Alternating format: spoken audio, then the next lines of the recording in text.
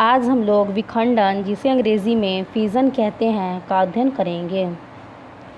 प्राणियों के शरीर का दो या दो से अधिक भागों में बंटकर जन्म लेना विखंडन जनन कहलाता है। विखंडन के द्वारा ही मुख्य रूप से एक कोशिकीय जीव, जिसे अंग्रेजी में यूनिसेलुलर ऑर्गेनिम्स कहते हैं, जनन करते हैं, जैसे जीवाणु, अमीबा, पैरामीशियम, एक कोशिकीय शैवाल, यूग्लिना आदि। सामान्यतः विखंडन की क्रिया दो प्रकार से संपन्न होती है: द्विविखंडन, जिसे अंग्रेजी में बाइनरी फिजन कहते हैं, एवं बहुखंडन, जिसे अंग्रेजी में मल्टीपल फिजन कहते हैं। अब हम लोग द्विखंडन या द्विविभाजन, जिसे अंग्रेजी में बाइनरी फिजन कहते हैं, का अध्ययन करेंगे। वैसा विभाजन जिसके द्वारा एक वयस्क से खंडित होकर दो का निर्माण होता है, उसे द्विखंडन या द्विविभाजन कहते हैं। एक कोशिकीय जीवों जैसे जीवाणु, जिसे अंग्रेजी में bacteria, paramecium, amoeba, Chlamydomonas, Euglena, east आदि में द्विविखंडन की जनन सबसे सामान्य विधि है। इस विधि में कोशिका या संपूर्ण शरीर का दो बराबर भागों में विभाजन हो जाता है। सर्वप्रथम कोशिका या शरीर वृद्धि कर परिपक्व होता है। इसके बाद केंद्रक, जिसे अंग्रेजी में न्यूक्लियस कहते हैं, समसूत्री विभाजन, जिसे अंग्रेजी में माइटोसिस कहते हैं, या असमसूत्री विभाजन, जिसे अंग्रेजी में एमाइटोसिस कहते हैं, द्वारा दो समान संतति केंद्रकों, जिसे अंग्रेजी में डॉटर न्यूक्ली कहते हैं, में विभाजित हो जाता है। अंत में कोशिका द्रव या साइटोप्लाज्म भी दो बराबर भागों में बंट जाता है। इससे दो संतति जीवों, जिसे अंग्रेजी में डॉटर ऑर्गेनिम्स कहते हैं, की उत्पत्ति होती है तथा दोनों में एक एक संतति केंद्रक मौजूद रहता है।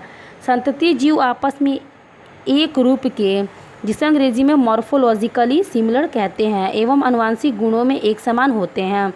इस प्रकार का जनन अनुकूल वातावरण में संपन्न होता है। अब हम लोग बहुखंडन या बहुविभाजन, जिसे अंग्रेजी में मल्टीपल फिजन कहते हैं, का अध्ययन करेंगे। वैसा विभाजन जिसके द्वारा एक वयस्क खंडित होकर अनेक वयस्कों की उत्पत्ति करता हो, उसे बहुखंडन या बहुविभाजन कहते हैं। प्रतिकूल परिस्थितियों में कुछ एक कोशिकीय जीव जैसे अमीबा, प्लाज्मोडियम अर्थात मलेरिया परजीवी, निम्न कोटि के शैवाल के शरीर या कोशिका के चारों ओर एक कड़ी भित्ति का निर्माण होता है, जिसे पुट्टी या सिस्ट कहा जाता है। केंद्रक के भीतर मौजूद कोशिका के भीतर मौजूद केंद्रक बार बार विभाजित होकर संतति केंद्रकों का निर्माण करता है। इसके बाद इन केंद्रकों के चारों ओर कोशिका द्रव का आवरण बन जाता है। इस प्रकार पुटी के अंदर कई संतति कोशिकाओं, जिसे अंग्रेजी में डॉटर सेल्स कहते हैं, की उत्पत्ति हो जाती है। अनुकूल परिस्थितियों के आगमन पर पुटी फट जाती है और संतति कोशिकाएं बाहर निकलकर विकसित होती हैं तथा अनुजात जीवों का जन्म होता है। उक्त दोनों प्रकार के विखंडन की विधियों से उत्पन्न वंशजों को अनुजात कहा जाता है। वस्तुतः खंडन में जीव के संपूर्ण शरीर का विभाजन हो जाता है।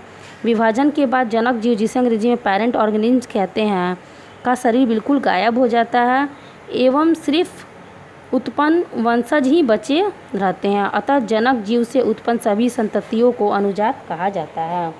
अब आगे देखते हैं। बहुकोशिकीय जीवों में जनन की विधि अपेक्षाकृत जटिल होती है, क्योंकि इनमें कोशिकाएं संगठित होकर उत्तक एवं उत्कों से विभिन्न अंगों का निर्माण होता है। अतः कोशिका विभाजन द्वारा जनन संभव नहीं है। इसमें जनन क्रिया निम्नलिखित विधियों से होती है। अगले वीडियो में हम लोग मुकुलन का अध्ययन करेंगे। धन्यवाद।